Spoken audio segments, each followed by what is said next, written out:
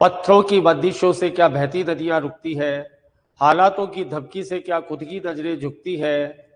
किस्मत से हर पन्ने पर किस्मत लिखवाना पड़ता है।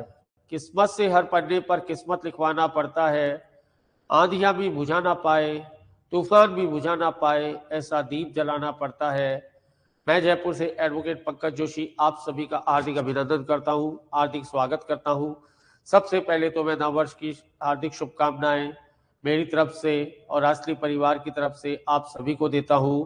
और फिर 2 लाख सब्सक्राइबर होने की खुशी में मैं आपको हार्दिक धन्यवाद देना चाहूंगा कि आप लोगों ने हमें मोटिवेट किया, हमें एनकरेज किया और यहाँ तक पहुँचने में आपने हमारे लिए पेमेंट तैयार किया।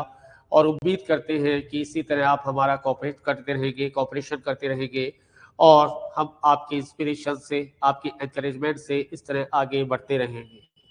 और उन सभी को हार्दिक शुभकामनाएं और उनके भविष्य के लिए बहुत बहुत शुभकामनाएं जिन्होंने राष्ट्रीय लॉ इंस्टीट्यूट के तत्वाधान में, पैट्रोनेज में, आरजेस में अपना सिलेक्शन प्राप्त किया। और हम उनके उज्जवल भविष्य की हमेशा कामना करते रहेंगे कि वो सफलता के जैनित को इसी प्रकार टच करते रहे, इसी प्रकार छूते रहे। क्योंकि सफलता ही सफलता का आगाज करती है, सफलता की कोख से ही सफलता पैदा होती है। और आप जो भी नई एस्पिरेंट आने वाले साल में अपने भविष्य के लिए निर्धारित करते हैं तो आपको अपने बुल्सआई के प्रति पूर्ण रूप से समर्पित होकर काम करना पड़ेगा। रास्ते में बाधाएं आती है, अड़चन आती है, वो जीवन का एक पार्ट है, जीवन का एक संघर्ष है। मगर कभी डिमोटिवेट नहीं होना, कभी डिमोरलाइज होना नहीं होना है। क्योंकि जो सफलता की जो पहली सीढ़ी होती है, पहली जो रैंक होती है, पहला जो स्टेप होता है, पहला जो पायदान होती है, वो असफलता से ही शुरू होती है। असफलता से कभी घबराना नहीं और सफलता से कभी इतराना नहीं। जीवन एक कॉम्बिनेशन है टीयर्स और चीयर्स का, जीवन एक कॉम्बिनेशन है ट्विस्ट एंड टर्न का। यहाँ पर किसी भी असफलता से आपको डिमोटिवेट नहीं होना है। क्योंकि यदि आप में गट्स है, आपका कॉन्फिडेंस अच्छा है, आपका यदि नॉलेज अच्छा है तो आप जीवन के किसी भी मोड़ पर इतिहास रच सकते हैं। किसी भी मोड़ पर एक नए सुनहरी इतिहास को रचा जा सकता है। जीवन का कभी एंड नहीं होता, जीवन की हमेशा शुरुआत होती है। इसलिए डिप्रेशन होना, डिजेक्शन होना, आप नेगेटिव थॉट्स में जाना, ये सिर्फ आपके हार के प्रतीक हो सकते हैं। और ये वही लोग करते हैं जिनमें गट्स नहीं होता। वो सिर्फ सफलता को भाग्य के गेंद पर प्राप्त करना चाहते हैं। और भाग्य हमेशा जुआ में काम करता है, मेहनत में कभी भाग्य काम नहीं करता है। यदि आपकी मेहनत में दम है, मेहनत में जान है तो सफलता को उसके पीछे आना ही पड़ेगा। इसमें कोई एहसान नहीं है, कोई मिरेकल नहीं है, कोई चमत्कार नहीं है। मेहनत को आज तक फॉलो किया जिसने भी इतिहास रचा है, वो हमेशा एक पागल इंसान ने रचा है। और एक स्टूडेंट भी जरूरी इंसान होना चाहिए, पागल होना चाहिए अपने लक्ष्य के प्रति। बहुत सारे ऐसे एग्जाम्पल हैं जिन्होंने अपने जुन और जिद के हिसाब से इतिहास रच दिया। बहुत सारे एग्जाम्पल है, यदि हम एक एग्जाम्पल को यहाँ पर एक्सप्लेन करना चाहें तो दशरथ मान जी का नाम हम इग्नोर नहीं कर सकते। उन्होंने सिर्फ अपनी जुनून, जिद और जज्बे के आधार पर वो कर दिखाया जो एक आम आदमी के लिए असंभव, क्या सपने में भी सोचना संभव नहीं था। लेकिन उन्होंने वो कर दिखाया जो बिल्कुल असंभव था, यानी पानी में ख्वाब बनाना था लेकिन संभव है। Everything is possible. इम्पॉसिबल शब्द भी अपने आप को ये कहता है कि आई एम पॉसिबल। आपकी एनालाइज का तरीका है कि आप किस व्यू से किसी एंगल को देखते हैं। हमेशा ऑप्टिमिस्टिक अप्रोच के साथ आपको आगे बढ़ना है। दशरथ मांझी ने एक छेड़ी और एक हथौड़े से इतना लंबा पहाड़ का गुरूर तोड़ डाला, तो क्या आप एक पेपर का गुरूर नहीं तोड़ सकते? संभव है, पॉसिबल है।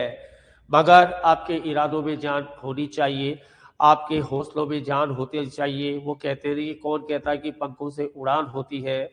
कौन कहता है कि पंखों से उड़ान होती है? उड़ता है वही जिसके हौसलों में जान होती है। तो यदि आप इस प्रॉवर्ब को, इस थिंकिंग को अपने जीवन में एसिमुलेट करेंगे तो you can do anything, you can cross any length, everything is possible in the world.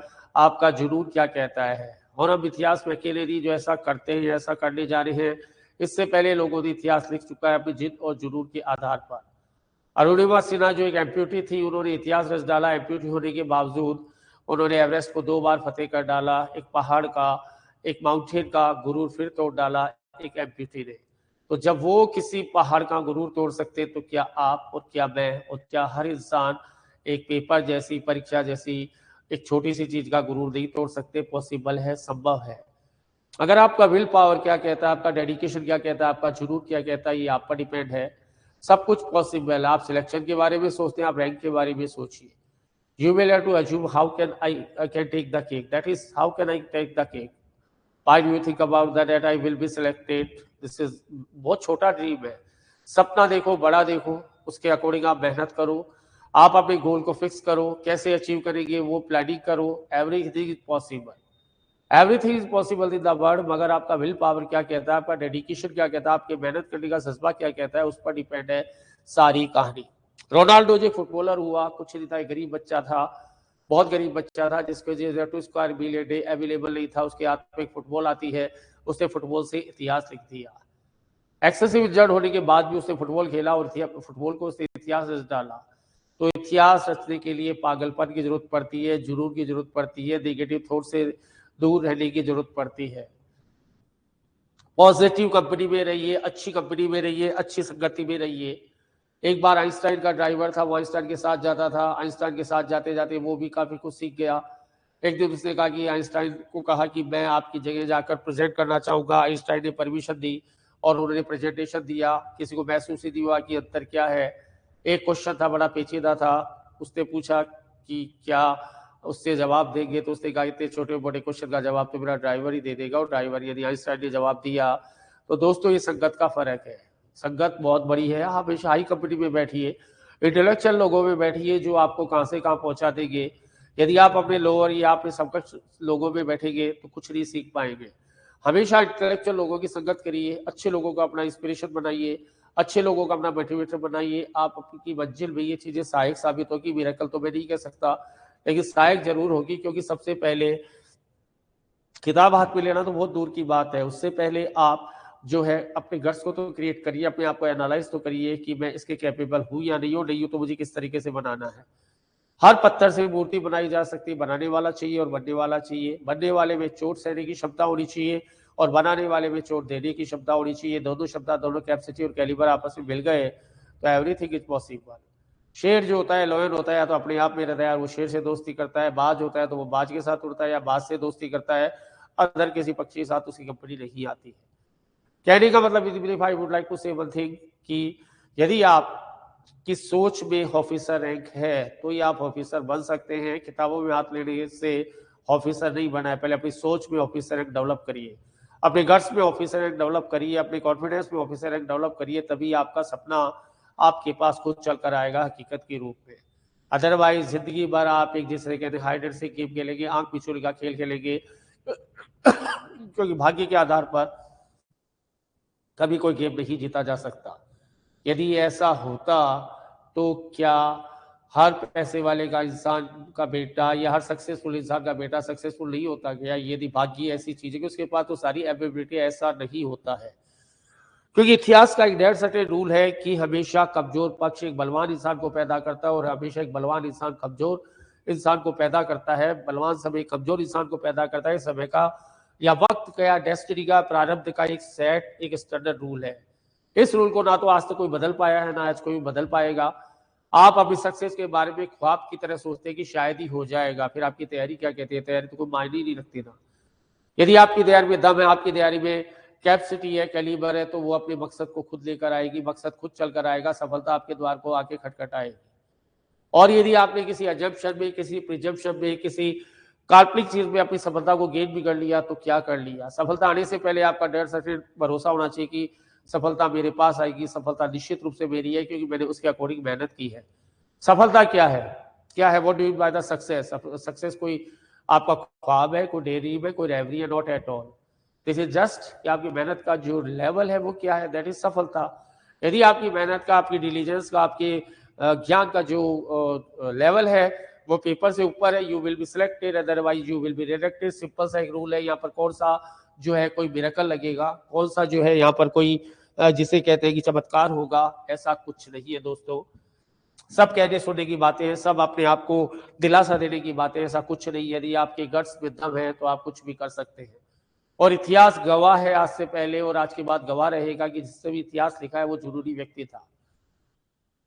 उसका एक ही मकसद था कि मुझे मेरे बुल्सआई को, लक्ष्य को कैसे प्राप्त करना है। हम और आप करते हैं वो तो बहुत छोटी चीज है। लोगों ने तो बहुत बड़े बड़े इतिहास रख दिए अपने जिद और जुनून और जज्बे के आधार पर। एक ऑफिसर बनना बहुत छोटी चीज है उन लोगों के सामने जिन्होंने इतिहास रखा। उन्होंने तो वो कर दिखाया था जो असंभव था। लेकिन आपकी अप्रोच क्या कहती है, ऑप्टिमिस्टिक या पेसिमिस्टिक है? किसी ने कहा कि सुई पानी में डूब जाती है, ये भी सही है, और किसी का नाम है जहाज को तैरा दूंगा, ये भी सही है। काम क्या कर रहा था? यहाँ पेसिमिज्म और ऑप्टिमिज्म काम कर रहा था। यदि आपका पेसिमिज्म काम करेगा तो आप बर्बाद हैं, यदि आपका ऑप्टिमिज्म काम करेगा तो आप आबाद हैं।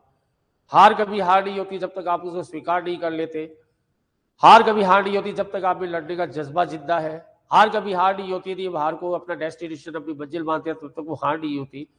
वो तो आपके स्वीकार करने का तरीका कि आप उसको हैंडल कैसे करते हैं, आप उसको प्रेजेंट कैसे करते हैं, आप उसको परफॉर्म कैसे करते हैं। सिंपल सी कहानी, इसके अलावा कोई कहानी यहाँ पर काम नहीं करती। तो दोस्तों, नववर्ष की शुभकामनाएं राजश्री परिवार की तरफ से देते हुए, आपके उज्जवल भविष्य की कामना करते हुए, मैं पंकज जोशी आपसे विदा लेना चाहूंगा और आपके उज्जवल भविष्य की कामना करेंगे। उम्मीद है कि आप इसी तरह हमारा कोऑपरेशन करते रहेंगे।